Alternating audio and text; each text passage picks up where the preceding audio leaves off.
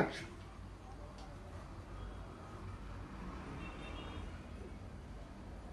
نور. انت مين؟ انا اللي جاي اخلص البشريه كلها منك. انا اللي جاي اخد حق الناس كلها منك. انا عملت فيهم ايه؟ عملت فيهم ايه؟ انت تقتلي القتيل وتمشي في جنازته؟ ده انا غلبانه. غلبانه؟ ايوه. لا مش غلبانه يا نور. كفايه اللي انت عاملاه مع اخوكي اللي من لحمك ودمك. انا ما عملتش فيه حاجه. لا عملتي. عملتي ايه؟ منعاه من كل حاجه، مش مخلياه يتمتع بالحياه وبفلوسه اللي ابوه سابها له. يبقى لازم اخلص عليك. اخويا مسرف وبيصرف الفلوس في الفاضي وعلى البنات وفي الهلس وفي امور ملهاش لازمه. انا بحافظ على فلوسه، بس كل اللي هو عايزه انا بعمله له، بس انا امينه على ماله. امينه على ماله؟ ايوه. ما بتعمليه كده ليه؟ عشان مصلحته، هو مش فايق لمصلحته. اخويا بيصرف كتير وانا خايفه عليه. انت خايفه عليه؟ ايوه. هو ابويا وصاني على اخويا وقال لي خلي بالك اخوكي صبري بيصرف كتير، وبعدين قال لي خليكي ما تديلوش فلوسه دلوقتي. يعني انت كل ده عشان انت خايفه على اخوكي؟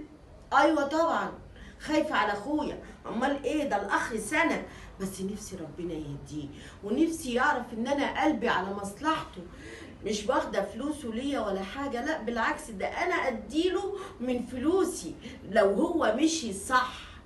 لكن انا البنات بتضحك عليه وبتاخد منه فلوس وهو مفكر ان هم بيحبوه. لا انا نفسي، يعني هو فاته قطر الجواز بس نفسي يتجوز واحده كويسه. انا نفسي اجوزه بنت خالتي، هي بتحبه، هي صحيح برضه فاتها قطر الجواز وهو موفق وجمع، بس هو متهور، لكن هي عاقله، هي دي اللي تنفعه وتلمه، بس نفسي يرجع للصواب.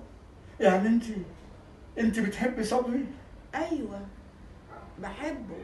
نور، انا صبري يا نور. صبري. ايوه يا نور، انا صبري اخوكي، ايوه صبري. ايوه. انت جاي بتخضني يا صبري وانت عارف ان انا بخاف.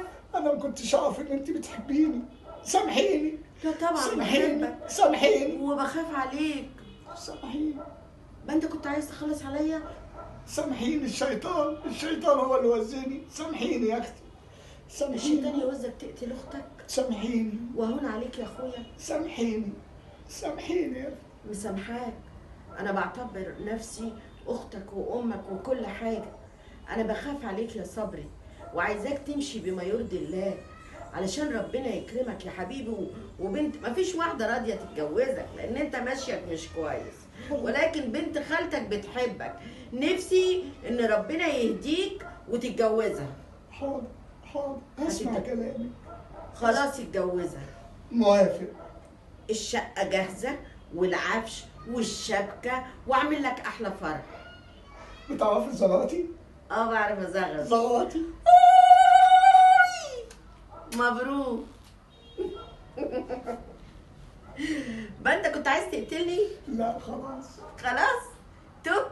الطيب احسن، صح. احيانا بعض الاخوات بيفكروا ان الاخت هي طمعانه او الاخت ملهاش ورث وانا اللي ليا الحق وهي ملهاش حق، وبيتصرفوا تصرف صعب جدا. انا شفت ده في واقع الحياه. لا، اختك لها حق زي ما انت ليك حق، واختك بتحبك، انت الاخ السند، الدنيا فانيه مهما طال العمر، فخلي بالك من اختك لان اختك بتحبك. يا ريت تكون الرساله وصلت.